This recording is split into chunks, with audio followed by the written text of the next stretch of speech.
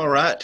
Good afternoon, everyone. Welcome to the Lakeland Rotary Club. My name is Joel Ivey, and I'm so glad you could join us today. We got a pretty heavy-duty program for you today, set of programs, I'll say. But to get us kicked off is our own Rick Maxey. Rick is the Assistant VP of Diversity and Inclusion at Florida Polytech. Rick is a 3-year Rotarian and a graduate of Class 32, Leadership Lakeland, the okayest class ever. Rick is going to lead us in the invocation and pledge of allegiance and to recite the four-way test. So Rick, take it away, please. Thank you, President Joel. Please join me in prayer. O Lord of love and power, we beseech you, protect our nation in this dangerous hour from weakness, temptation, doubt, and foe. Give us strength in this time of need and guide us in every thought and task. Help keep our faith in all mankind, and we in return will rise to thee with deeds and actions. Amen. Amen. I pledge allegiance to the flag of the United States of America and to the republic for which it stands, one nation, under God, indivisible, with liberty and justice for all. Now the four-way test. Is it the truth? Is it fair to all concerned? Will it build goodwill and better better friendships? Will it be beneficial to all concerned? Thank you, Mr. President. Thank you, Rick. Certainly appreciate you stepping in, my friend.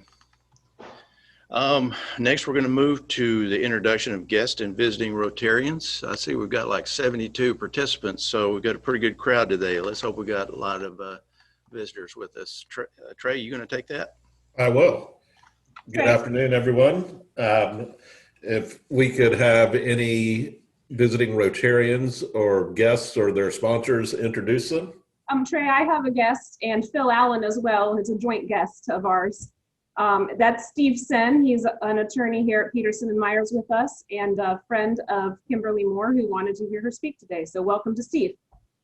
Thank you, and welcome, Steve. Do we have any other guests or visiting Rotarians? Yes, I have John Buchan from Lock Haven, Pennsylvania. Welcome, John. You have me, Doug McCall from Wallasey in England. Hello, Doug. Awesome. Glad to have you here. Do we have any other guests or visiting Rotarians? Hi, Don Selvage. I am glad to introduce for the last time John Loud and Carol Hornsby, who went through Rotary information today. And congratulations to John and Carol, and welcome. Thank you, Don. Do we have anyone else? Irma Cole. Yeah, Irma. Irma, how are you? Great, thanks. Good. Thank you for being with us. Any other guests or visiting Rotarians? Yes, Steve Carey with Lakeland South and serving as your assistant governor this year. Woohoo! And welcome, Steve. Any other guests or visiting Rotarians? Okay, welcome to everyone. All right, that's quite a list. Thank you, everyone, for stepping up and doing the introductions. We are really glad to have you all here. Got a great program today. I am going to forego happy dollars and announcements. If we have time at the end, no pressure, Kimberly. We want to hear everything you have to say. But if there is time at the end, we might decide to take them then. In the meantime, it's time to vote for board candidates. We've got 8 people, for whatever reason, decided to run for the board of directors. To their credit, they get to serve with Nate Dunham, which is another reason to be suspect. Anyway, last chance to back out. Anyway, what we're going to do is allow each one of them 2 minutes to step in and say something about themselves, and maybe something that we don't know. If you all, for the participants, if you would please state your name, because I'm not going to introduce you. I just want you to step in order as you get going. And then we'll run through all 8 of them in the next several minutes, and then we'll get back into the program. But we do need to hear from these board candidate elects. Now, Beth has sent out an email to everyone. We want you to place the names just like we did previously when we got to this point with this final 8. So check your email, put the 4 people that you wish to vote for and send them back to Beth. And then our good Fred Oders is going to tally and see where we wind up with. And we'll make that announcement next week. You have until Friday to get these in. Close of business on Friday. So please get that done as soon as you can. Okay. So we're going to start with Gladys Baxley. Okay. Hi. Can you all hear me? Yes. Hi. Good afternoon, everybody. Honestly, I was surprised that my name is on this list with such a great group. Just a little bit about me. I've been a member for about 3 years. I'm a Paul Harris Fellow. I have had the opportunity to participate in a few different capacities for our meetings. I have done the pledge, the prayer, and the oath. I have also worked on the Rotary categories for our new incoming Rotary members, excuse me. And I've been working for the last 2 years on the Spring of Session Committee. I've been managing our vendors for that event. I am really interested in being part of the board, mostly as an opportunity to serve the club, but it's really an opportunity for me to learn and grow in the Rotary Club. So thank you. All right, my name is Matt Brown. I'm currently the training captain at the Lakeland Fire Department. Tomorrow will be 22 years since I've been with the department. I've been a member of this club since 2008, so just over 12 years. The opportunities that I've had to serve so far with this club is on the AED committee, where we put the AEDs in the Lakeland Police Department cruisers. I also was instrumental in bringing the trauma packs to the schools. And I'm also the club representative and the coordinator for the President's Roundtable, which we recognize the first responders of the year. I've served previously on the board 2 other times, 13 through 2015, and then 2017 through 2019. And I thoroughly enjoyed it. Obviously, trying to go for the 3rd time. I'm very committed to the board and I enjoy serving. What do I bring? I think with my career, I get to see the community every day and in touch with them. And I see where our club can help serve our community. So it's been an honor and a privilege to serve the past on the board, and it would be an honor and a privilege to serve again on the board. Thank you. Good afternoon. My name's Scott LaRonde, and tell you a little bit about myself. I've been a member now of the club for 8 years. 8 years ago, the Army decided to assign me to Florida Southern College to lead the ROTC program there. I was due to retire coming out of that job, and so I joined the Rotary Club really for with the goal of determining if Lakeland was a place I wanted to raise my family. Well, I retired from the Army 5 years ago, and we're still here. So obviously, Lakeland passed that test. Back when I was in, you move a lot in the Army. A lot of us know that. But we had a saying that you leave it better than you found it. I've got no intent of leaving Lakeland anytime soon, God willing. But anyway. My goal really is to help the Rotary Club leave Lakeland better than I found it. I served throughout the community, Central Florida Speech and Hearing, the Summerlin Academy Board, the Military Officers Association of America, and others. I'd like to stay active in it. I think that Lakeland is growing, and that change is coming, and that I think the Rotary clubs are going to be critical to the importance of keeping Lakeland kind of stable through the change, and keeping the things that we like about Lakeland, and the good things about Lakeland, alive and well during this period of growth. Thanks again for your time, and I yield what's left of mine to Jim. Hi, I'm Mike Loudon, and I've been a Rotarian for 40 years and a member of this club for 22 years. I was raised north of Pittsburgh, Pennsylvania, went to college there, went to graduate school north of Boston, and I've served churches in Massachusetts, 14 years in Pennsylvania, 12 years in Nebraska, and then the last 22 years in Florida. You might be interested in how it was that I came to Florida. First Presbyterian Church of Lakeland on Lake Hollingsworth was without a pastor for 3 years. And the first year, the pastor nominating committee got together and they looked for the greatest preacher in the country. And they found him, and he turned them down. So the committee got together and they decided to look for the greatest theologian in the nation. And they found him, and he turned them down. They didn't quite know what to do. So they went out and looked for the best looking preacher in the country, and they found him. And you know, I accepted because I'd already turned them down twice before. So that's how I got to Lakeland. If you believe that, I have some swampland in DeSoto County I'd like to sell you. And any of these other candidates would be better than me. And I yield my time now to Rick Maxey. Thank you, Mike. Good afternoon, Rotarians. My wife and I moved to Lakeland in 2013 to help open Florida Poly. And as we did in Tallahassee for the previous 34 years, one of our primary goals was to do what we can for our new community, our new home. And Rotary turned out to be the perfect vehicle. So I want to thank Joel for inviting me to that first meeting.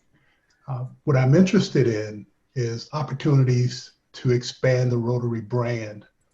I'm a member of 6 other boards in Lakeland. And when I work on those boards, I see opportunities for us to broaden our reach, broaden the brand of Rotary. And it's something I think would benefit our community and our state.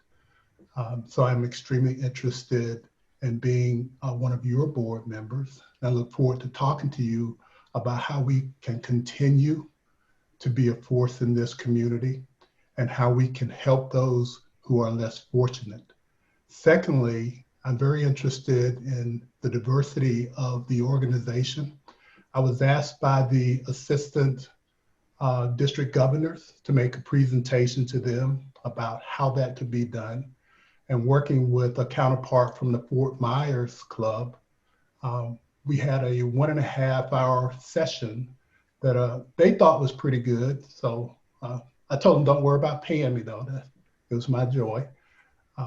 But when we talk about diversity, there are all kinds of diversity. And I've been working with the Rotary International website, which has a lot of tools and processes that we can use.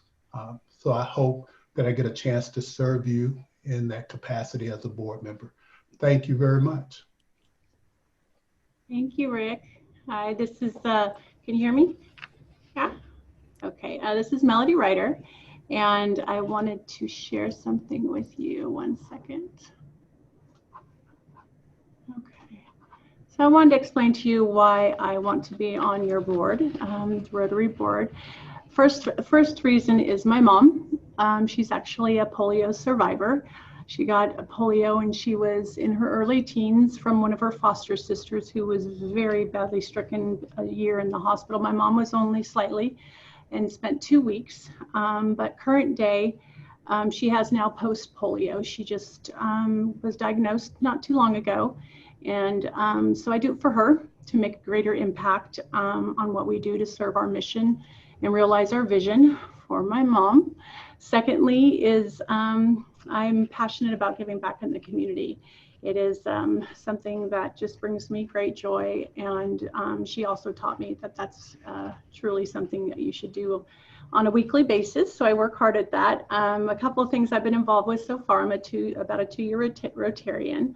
I've worked with past President Carroll on the and Polio Now, Spring Obsession. I'm in my 2nd year. First year with Amanda, now I'm co-chair with Matt.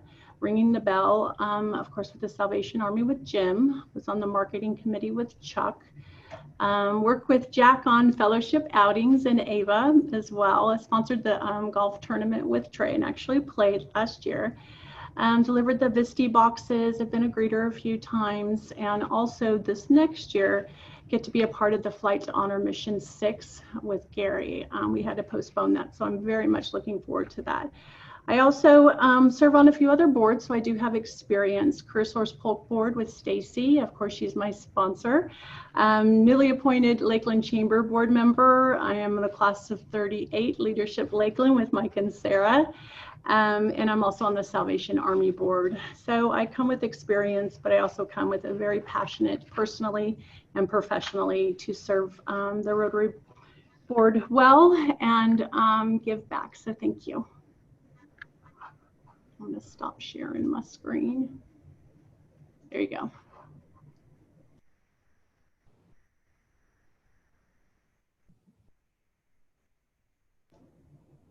Who's up next? Takes us to Jim Russell, but he's got to unmute himself. There we go. How's that? Yes, sir. Okay. I'm Jim Russell, and I really feel honored and dwarfed by the being in this group of austere folks. I look at the list and I can think of, between Gladys and Scott, Rick and Melody, they've always over the years been so quick to help me with the Salvation Army bell ringing and taking shifts and taking multiple shifts over the years. And then for the last few years, every time there's been some project going on or a committee, active committee, it seems like Kim Votary's had a big hand in it. If Mike Loudon since he's retired now, if he's as attentive and as good with Rotary as half as good as he was as a preacher, he'll be great. And then as far as Matt Brown, I know, I'm not saying he's Superman, but have you ever seen Superman and Matt Brown in the same room at the same time? So anyway, I'm a Lakeland native, and I've been a member of our Lakeland Rotary Club since 1990.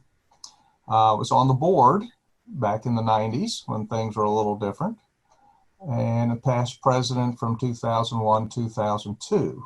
And I may be one of the few, hopefully a growing number of past presidents that are still around attending the meetings. I had a hand during my presidency in starting the Salvation Army bell ringing at Lake Merion Publix due to a desire to get all four Rotary clubs doing something together. And therefore we have the Lake Merion Publix for the entire Christmas season.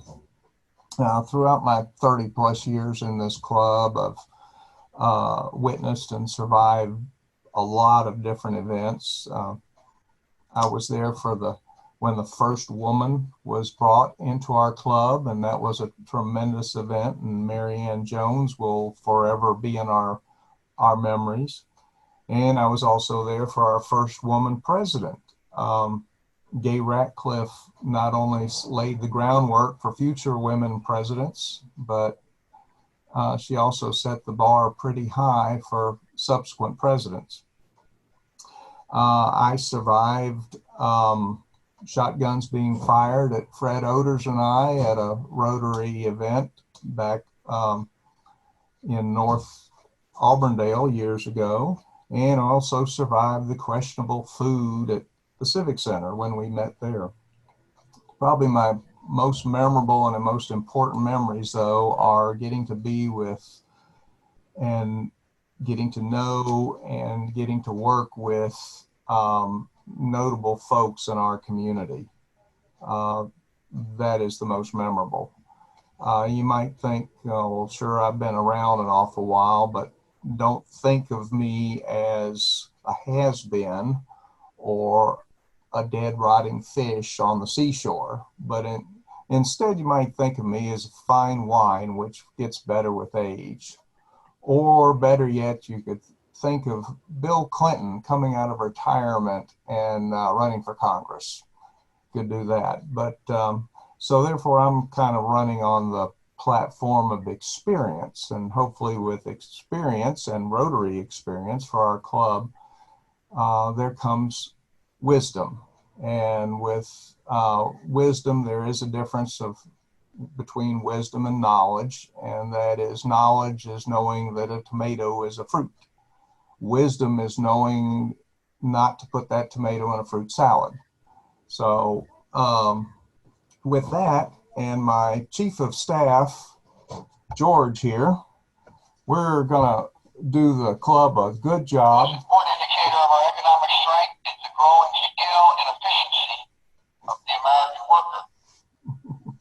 Anyway, I'd like to make you assured that if you vote for me and 3 others of these fine folks on this list, that this club will have 7 very good board of directors.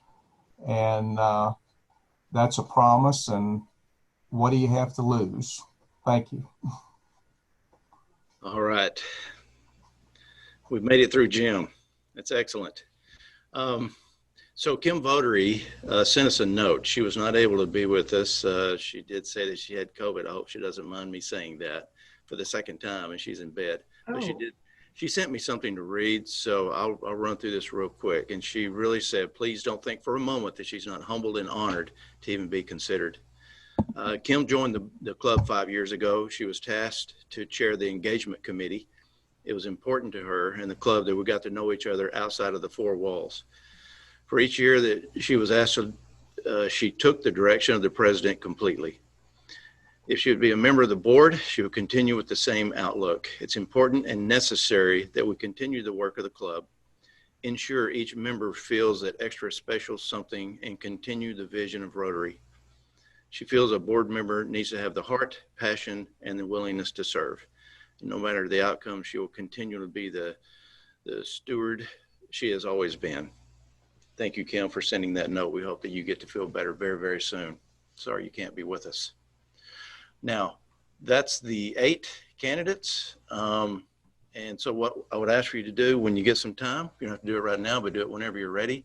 Check your email, write the names down in the 4 slots that Beth has provided, and send that back to Beth at your earliest convenience, please. Okay. Thank you, everyone. You all did a great job. We appreciate it. All right. We are going to move into the program, I think. And Kim Brunson is not with us today, so I'm going to go ahead and read. Kimberly, I'm going to do your bio if you don't mind. So, Joel, this is Don. I am prepared to introduce Kim as my. Kimberly, we're fighting over you. Well, at least someone is. Yeah, that's right. Thank you, Don. Okay, all right. Well, it was my pleasure to suggest to the programs committee that we bring Kimberly here to tell about this extraordinary book. Kimberly was born in Central Florida, and she moved to Lakeland when she was 2 years old.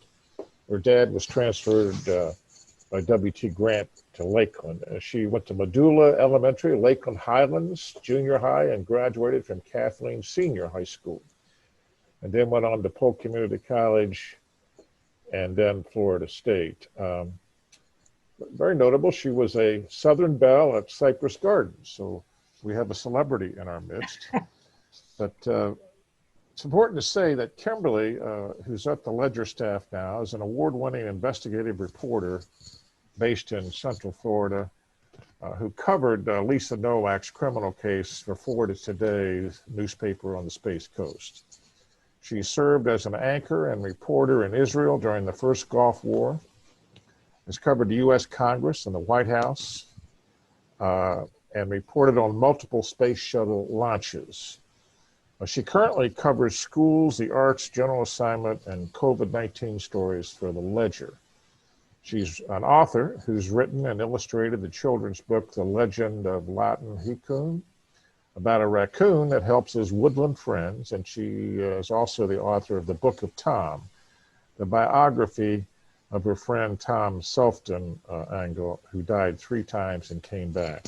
When she's not working, she likes to explore, photograph, and paint Florida's natural wonders. I'd like to say a little bit about the book. It's a fascinating read, 265 pages, and the tragic love triangle is, of course, what the story is, but what Kimberly has done in this book is done phenomenal research on what it takes to be an astronaut, especially what it takes to be a female astronaut on the shuttle. So I recommend that you get a chance, you get this book. It's really a good read. So Kimberly, welcome to Lakeland Rotary. Thank you. It's nice to be here with all these Rotarians. It's a great club, and or I get a service organization. If we can go ahead, I guess 2 slides, I'll go ahead and get started. So I want to tell you a little bit about Lisa. She is a native of Rockville, Maryland. She was co-valedictorian of her high school class, and her graduation was at the Kennedy Center for Arts. She is a 1985 graduate of the U.S. Naval Academy, and that was back when there weren't a whole lot of women who attended the Naval Academy. And, you know, I can't imagine the hazing that she probably went through. She's a Navy pilot. She's trained on 30 aircraft, including experimental aircraft.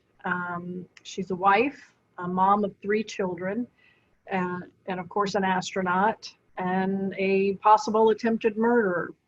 The detective in the case and a former JAG who worked in the state attorney's office and all, we all agree that she was probably trying to kill Colleen Shipman. Let's go to the next slide. So she launched on Space Transport System 121 on July 4th, 2006. I watched that launch from the river over in Brevard County. It was the second return to flight mission for the space shuttle program after the horrible tragedy of Columbia. And they had a lot to prove. And part of the mission, the main part of the mission really, was to photograph the underbelly of the shuttle to make sure there was no damage to the leading edges of the wings, the nose cap, or the bottom of the shuttle, and to see if astronauts could use the boom system that they have. It's basically a very long arm that comes out from the shuttle. And they had 2 astronauts stand on it, bounce on it, make sure they could do repairs from it if they needed to. And she was a big part of that program and a big part of the success of that mission because she ran that orbital boom. And it's also known as the robotic arm of the space shuttle. Let's go to the next slide. So she was in a love triangle, and these are the other 2 people involved in that love triangle. William O'Fallon was another astronaut, and they met on a training mission about a year after Columbia disintegrated over Texas and Louisiana. And he left his wife and divorced her, and she was in the process of divorcing her husband. He had moved out of their house in mid-December of 2006. And in November, though, he met Colleen Shipman. She was an Air Force captain stationed at Cape Canaveral Air Force Station and also Patrick Air Force Base. She was part of the support system for rocket launches from Cape Canaveral Air Force Station. And there was instant chemistry. They hit it off and just fell madly in love with each other. Let's go to the next slide.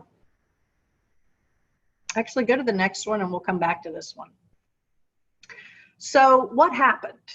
As I mentioned, her husband moved out in mid-December.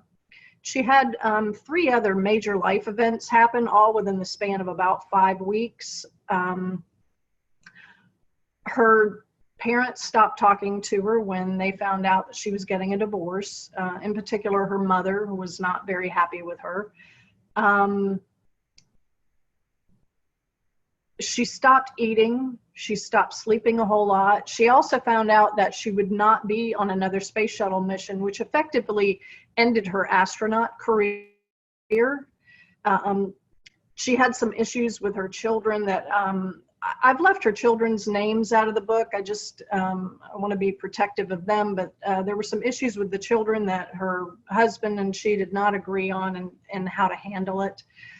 So she had these major life events happen and with no real support. The one person that she thought she could depend on was Billy Ofaline, and he finally sat her down in January and told her that he was seeing somebody else. You know, why he didn't tell her between mid-November and early January was because he was on his own space shuttle mission. His shuttle launched in early December, and he was getting ready for that. When he returned to Earth, he wasn't answering her text messages, her dozens and dozens and dozens of text messages, phone calls, emails. He was responding a little bit, but just not as much as he had been. And he was trying to do what's known as the fade out. And Lisa was eventually diagnosed with Asperger's syndrome, and people with Asperger's don't really, they're very literal and they don't understand that somebody's kind of backing away from them. So on February 3rd, she got into her husband's blue BMW with the fading paint.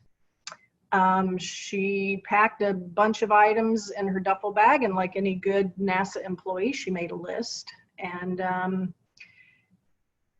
the most controversial part, and we'll get to this in a minute, is she apparently used diapers on this 1,000-mile drive between Houston and Orlando. So she told a detective so she wouldn't have to stop as often. The detective and I both believe she used these diapers so she would not be seen at rest stops or, you know, fast food restaurant bathrooms because we believe she was intent on killing Colleen Shipman. And if you look at these two photographs, it's just, you know, the descent is kind of remarkable. It doesn't even look like the same person. So let's go back to the previous slide. So she packed a duffel bag with everything that she would need, which included a trench coat, a cheap $14 wig, which you can see in the corner of that bottom photograph. And then she packed a BB pistol and BBs. She packed this hunting knife with a 4-inch blade, and she packed a steel mallet. There was also rubber tubing, which she claimed were exercise bands and large garbage bags. And the detective, the JAG that worked in the state attorney's office, and I all believe that she was going to try and kill Colleen, maybe cut up her body and put the body parts in those garbage bags and then dump it in a swamp somewhere between Orlando and Houston on her drive back. Let's go 2 slides. So she was charged with attempted kidnapping, attempted vehicle burglary with battery, destruction of evidence, simple battery, and then attempted murder. So I'll tell you what happened. She got to the airport. She followed Colleen Shipman around the airport. Colleen's bag was late. I think she landed just after midnight, and her bag wasn't going to get in until about 3 in the morning. So Colleen went and got something from Starbucks. She took a nap on a bench, and the whole time Lisa Nowak was watching her and following her, and followed her down to baggage claim at about 3 in the morning, watched Colleen get her bag. And then Colleen went out to the shuttles to go out to the blue lot where her car was parked. And Lisa Nowak got on the bus with her. Colleen noticed her. She noticed her because Lisa is very petite, and so is Colleen. I'm about 5'8", and Lisa probably comes up to about here on me. And so she noticed this very petite woman with her jeans rolled up, and, you know, and she empathized with her because it's hard to find, you know, petite jeans that fit right for women. And She had on these big, huge 1980s glasses and a hat. She also had on layers of clothes, which in Florida, we don't, even though it was February, it wasn't that cold. So they got out to the blue lot, and Colleen was walking to her car, and she could hear this woman following her. She could hear her actually starting to run up behind her. And so Colleen threw her bags in the back seat of her car, jumped behind the steering wheel, and locked her door. And that, I think, saved her life.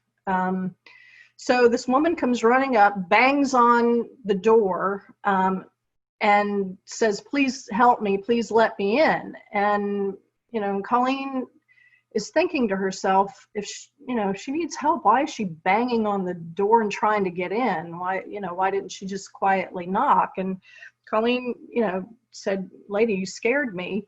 And Lisa Nowak was kind of crying and saying, "Please help me. My boyfriend was supposed to pick me up, but he's not here. And can you give me a ride?" And Colleen's thinking, why would her boyfriend pick her up in the parking lot? Why isn't he picking her up at the terminal? And she said, "Well, I'll go and get some help for you." And Lisa said, "Can I use your phone?" And Colleen's phone had died. And so, and she held it up to show her, "My phone's dead." And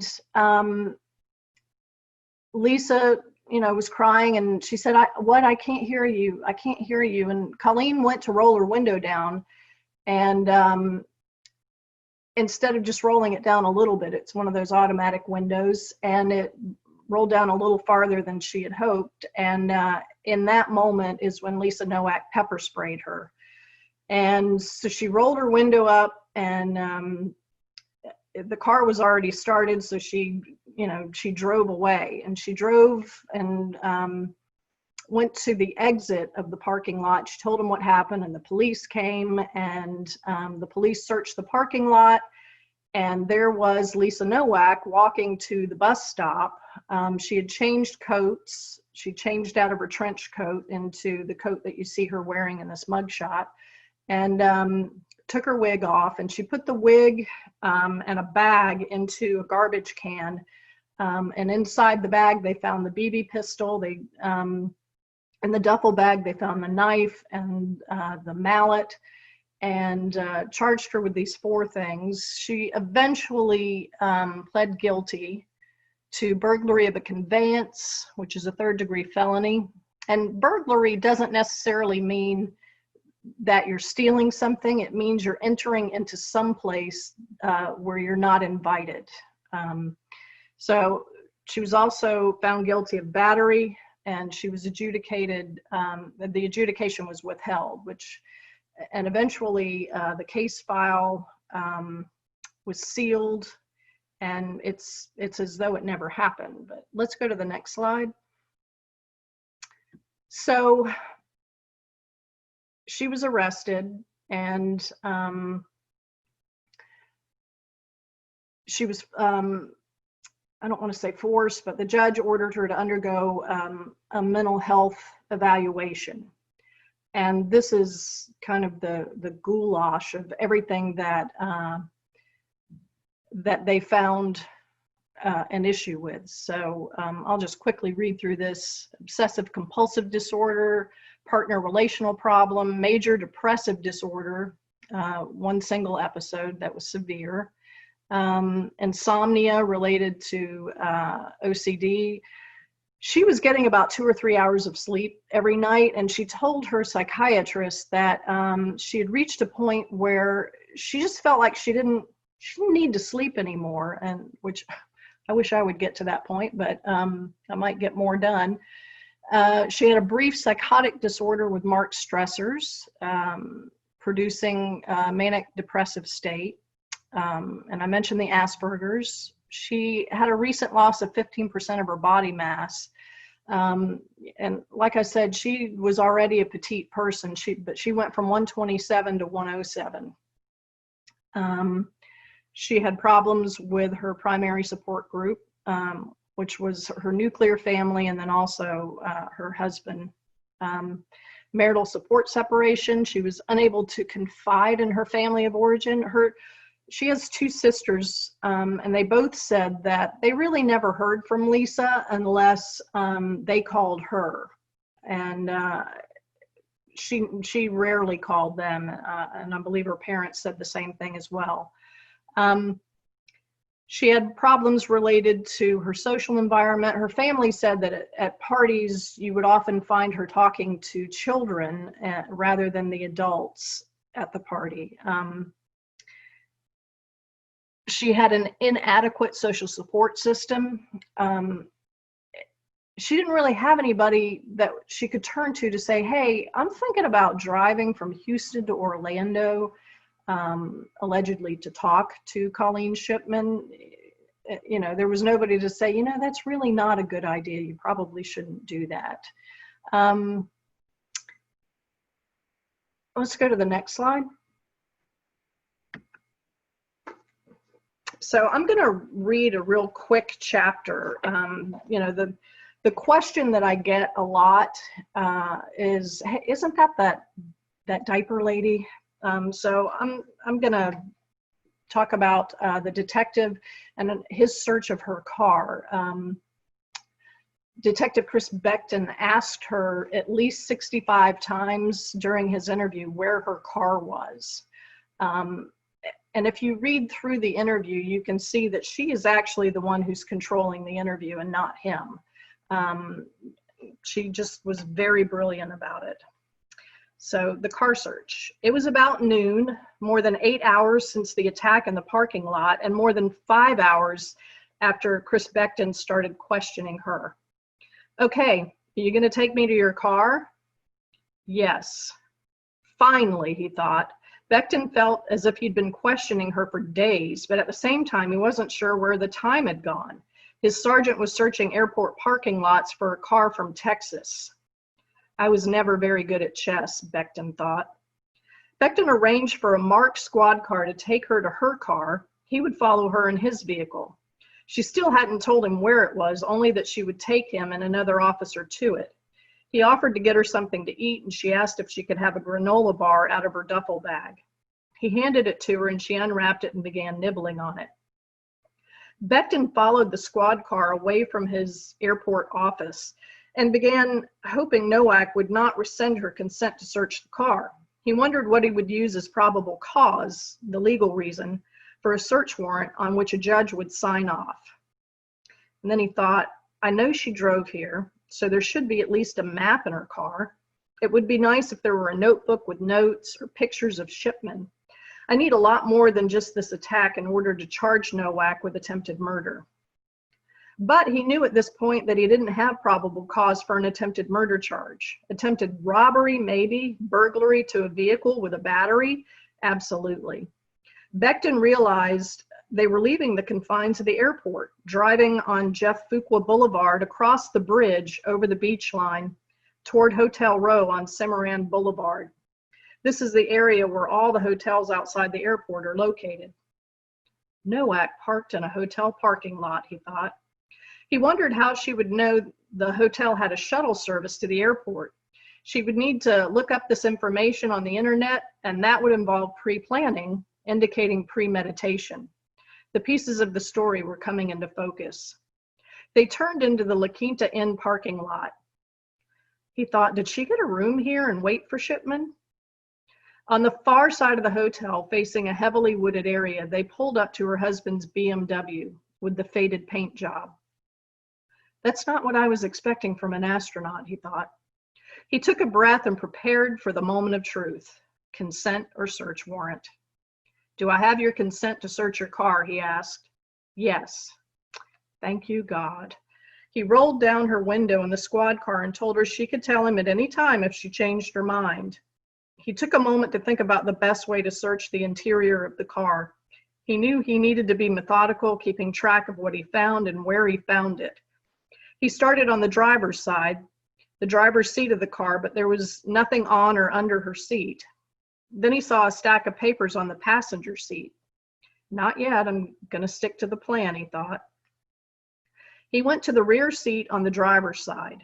He found a baby seat on the rear passenger side of the car, and in a garbage bag on the floorboard behind the driver's seat, 2 used diapers. He had changed enough diapers as a father to know what a used diaper looks like. A wave of cold fear washed over him. And he thought, did Lisa Nowak bring a baby with her? Has this baby been by itself all this time? I have to find this baby before I do anything else. He looked at Nowak and said in his most serious and stressed voice, "Where is the baby?" Nowak was very calm. "There is no baby." Now he was very confused as to why there were 2 used diapers in Nowak's car, a car seat, and no baby. Now he wanted to know why there were diapers in her car, not adult diapers either. They were Pampers for toddlers. "I used the diapers to pee, keeping me from having to make any extra stops on my way to Orlando," she told the detective. And then he said, "In my entire career, I cannot think of anything else as crazy as urinating in a diaper while driving," Becton said.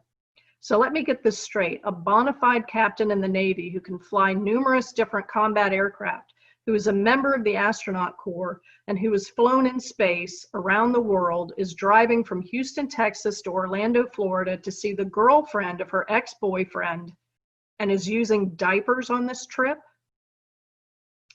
And then he thought, what have I gotten myself into? What did I do to deserve this? If I were to bring soiled diapers to my property and evidence people, I would get the nastiest note telling me I had to throw away the used diapers. In the back seat, he found BBs for the BB gun, the box in which the BB gun was sold, the plastic package that had housed the hunting knife, more empty garbage bags, more surgical tubing, and the Sports Authority shopping bag that Nowak had used to carry the BB gun, the hunting knife, and the BBs. He moved to the trunk and found some NASA documents and new diapers. There must have been about 50 clean diapers lined up in a row. This is just really weird. He went to the front passenger seat of the car and found the gold mine of evidence he had been hoping for. All the maps Nowak had printed from MapQuest, taking her from Houston to Orlando. Along the border of the maps, Nowak wrote the mileage and the time traveled. There was a hand-drawn map of Shipman's neighborhood and instructions for driving from Orlando International Airport to Shipman's house. There was even a map of Kennedy Space Center and Cape Canaveral Air Force Station. Included with the maps was a hotel receipt from the Days Inn in Defuniak Springs, where Nowak had stopped and spent Saturday night. She had used a fake name and fake address on the receipt. She had paid cash for the room. Then he found a letter to Billy O'Faline's mom from Nowak. "Dear Mrs. O'Faline, thank you so much for your wonderful, encouraging notes to me. I enjoyed sharing the amazing experience of my mission with you from space in July. The past few years have been both wonderful and challenging in many ways. Bill is absolutely the best person I've ever known, and I love him more than I knew possible. Your kindness of supporting us even under such circumstances as have existed in the past is nothing short of extraordinary. Fortunately, that past situation is finally coming to a close with formal separation and separate living arrangements accomplished. And I'm in the process of completing all the official divorce paperwork. It is long overdue, but it is finally here, and I'm very much looking forward to getting to know you even better. It's been my privilege and honor to receive such special caring from you, especially since my parents are not as supportive right now. It really means a lot to me to have another mom to turn to. Thank you so much for being there for me. Love, Lisa." Becton collected all the evidence from the car he planned to take back with him, leaving the diapers behind. He drove Nowak back to the station, on the way thinking about on what charges he had probable cause to arrest her and what state statutes he could prove beyond a reasonable doubt. He knew there was probable cause to charge Nowak with attempted murder, aggravated stalking, and a list of other things. But he didn't see how attempted murder could be proved beyond a reasonable doubt. He and his sergeant called the Orlando Police Department's legal advisor, who told them the best charge was attempted kidnapping and attempted burglary with a battery. And that is it. And I am happy to take questions from anybody.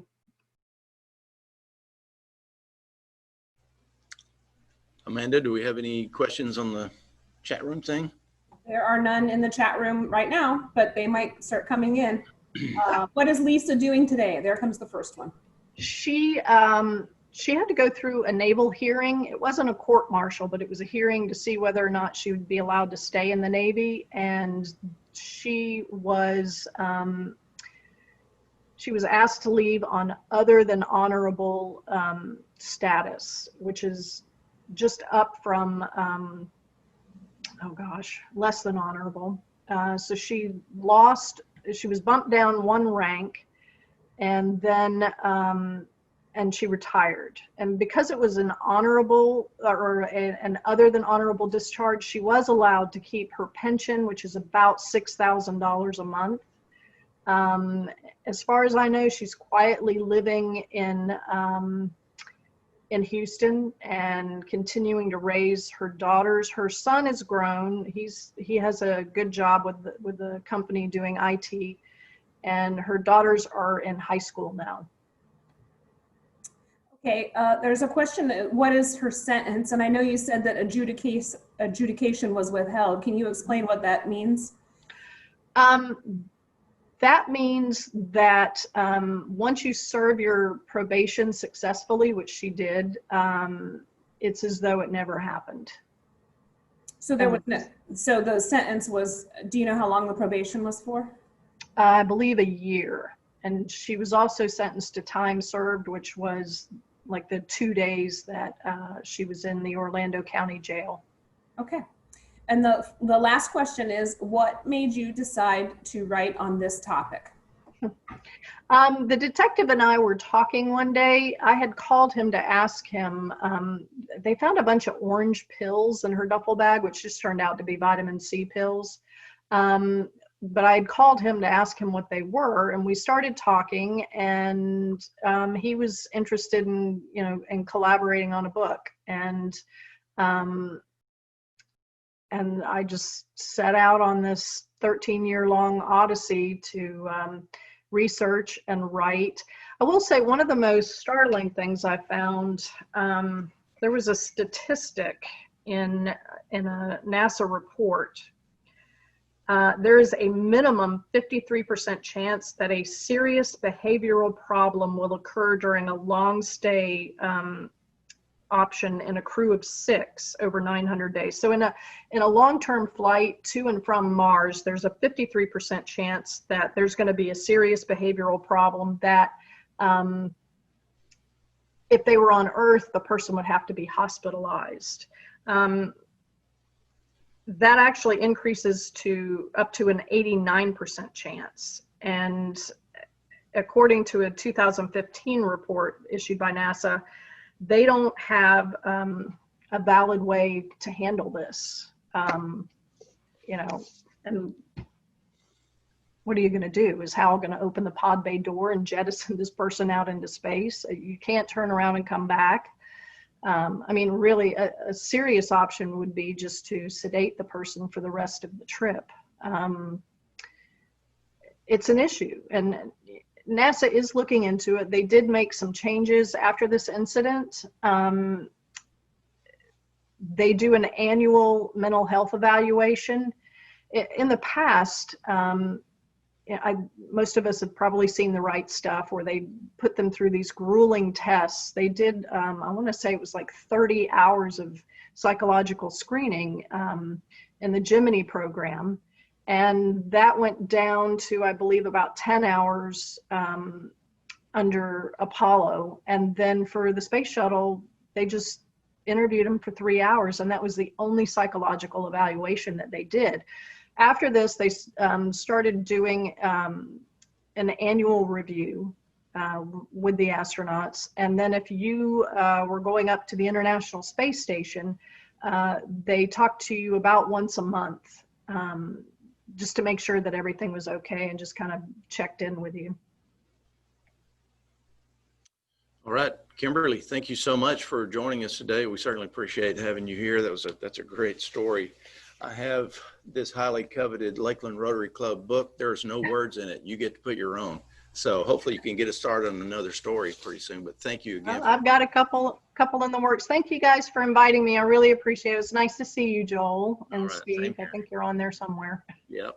Thank you, Kimberly. Thank you. Trey, you want to thank our guests and visiting Rotarians, please? Sure. I'd like to thank our visiting Rotarians, Doug McCall and Steve Carey, and our guests, Irma Cole, Dan Hill, Steve Sin, John Lout, and Carol Hornsby. Thank you all for coming and hope you come back.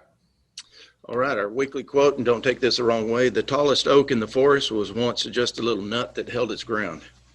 Our next week's program is going to be Captain Stephen Pacheco with the LPD. He's going to talk to us about the Police Athletic League update. We are out of time. We can't do announcements. I apologize for that, but we'll catch them next week. Get your votes in for your board members, and let's get that done, please. Absent any protest to the contrary, we're going to call this meeting adjourned. Thank you, everyone.